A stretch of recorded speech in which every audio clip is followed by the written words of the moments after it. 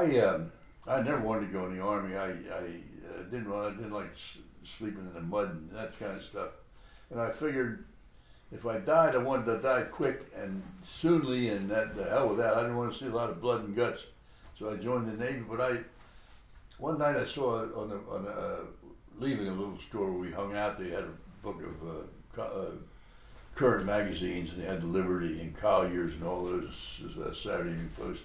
There was a picture of this chap living back, and he had on navy blues. He had his navy blues on. He had his wings, and he had his white shirt and black tie, and all dressed up in his navy gear. And he did. I said, "Damn, Sam, I would like to be one of them." I didn't even know what the hell he was, right? Then I bought that magazine, the Saturday Evening Post, took it home, read it. He was a naval aviator who had been shot down in the South Pacific. So I looked at that and I said, I didn't have any education except 12th grades in high school. And the Navy had two programs to learn to be officers. One was a V7 and one was a V5. A V7 officer went through academically, and you come out an officer of the line in most anything, any branch that the Navy had. So I read that article. I found out where you could enlist. I went over there and went up in the Widener building up to the enlistment office, and they told me what I had to do. And I went to the University of Pennsylvania. They called me in July the following year, and went over to the University of Penn for an academic stopover of 3 months. And if you passed that, you went on up to the next thing. They'd check you out in an airplane. Well, we went from the University of Pennsylvania to Bethlehem, where they had the little airport, and we flew Piper Cubs. And hell, I'd never been in an airplane before. I got in that first Piper Cub, and it shut the door, and the door rattled, and I looked down here and saw the ground, and I didn't know what the hell I was getting into. Then we went from there to an academic session of 3 months down in Chapel Hill. We lived in a jockstrap for 3 months, and physically you went out in the mountains and you did rope climbing and all the basketball and boxing and things like that. Then you went from there out to they had these two-wing planes called Yellow Perils. They were the open cockpit, and the instructor sat in the front and you sat in the back, and they were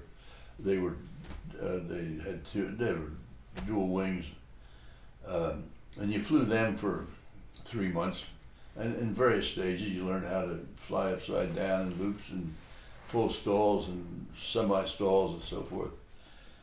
And then you went to when you graduated from there, Bethlehem, you went out to Glenview. Well, it actually acts backwards. You went from Chapel Hill to Glenview, Illinois, which you would have got in these biplanes, and then we went from there to Pensacola, and you got in the SNJs or the AT-6, which was a scout plane. It was a low wing. We called it an SNJ. The Army called it an AT-6. It was a damn good airplane, and it was just one notch below a fighter craft. Yeah, and you didn't do much shooting until you got down to Lauderdale and you were out over the ocean, and then that's when you started shooting at targets and dropping bombs and so on and so forth out in the Atlantic Ocean.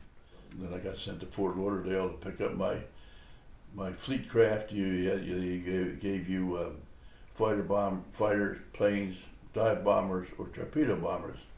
I don't know how they judged where the hell you fit, but I got a torpedo bomber, and I got the TBF, which was a damn good airplane. TBF Avenger. Avenger, yeah. Grumman made it. It was a TBF when the Grummans made them, but they were making so many fighter aircraft that they couldn't make any more TBFs, so they gave that to General Motors. That's when they became TBMs, and same aircraft, but General Motors made them, and it was a nice airplane. It was very stable, and it did its job. So you're getting ready to get assigned to the South Pacific at some point, right? Oh, no question about it. We were stockpiled. we were the same thing. You know, when we had the invasion of D-Day, think about Eisenhower had to build up all his reserves, and just think of the medicine and the underwear and the food and the boats and the personnel that he had to have in backing every little thing up. Well, the Navy had the same thing when they were getting ready to invade Japan. They had to stockpile pilots, and they did. And by God, we had a bunch of them, and we would have lost a lot of them. The Japanese were ready for us because they knew we were coming in, and in reading about how they had built up their defenses, I mean, everybody on that island, little kids 6 or 7 years old, were trained to kill Americans. The guys that are coming in there, and what little bit I've read, the Marines were going to be the first ones in, and they had it set up so they were going to have one hell of a time getting on that island, and we would have lost 1 million men, no question about it, and the Japanese would have lost another 1.5 million. We would have bombed the hell out of them, and so it was just a blessing that Truman dropped that second bomb. Well, I was out in the ocean. I was out in a carrier, out in the Atlantic Ocean, qualifying on a carrier when they dropped that second bomb. And boy, that saved old Teddy boy. I mean, I was very happy when Truman did that. The war was over, and I wasn't in any immediate danger at the time because they had so many guys that were going to be in front of me, and we were short of carriers. All our good carriers were damaged or sunk, but we still had a lot of them afloat. And what they did with these freighters, they put them over, they put flight decks on them, and that's what they called CVEs. They call them converted freighters, and they were CVEs, and they're not more than a 600-foot transport ship with a flat top on it. And that's what we had to do. Oh, we had a hell of a lot of them out in the Pacific. We had a lot of them, and they could carry maybe, I guess, 54 planes. I guess I don't remember the exact number of planes, but they had zillion. They had a lot of them, and they were all stacked over in the Philippines and around that area. Well, when we dropped that bomb, they pretty much called us back. We were qualifying in the carrier, and they pulled the carrier back to Lauderdale, and we just flew out of Florida then just to keep in practicing. And they came and gave us a choice: we can either stay in, or if you'd like to depart, just go in and sign up. And I went in and signed up. I wanted out.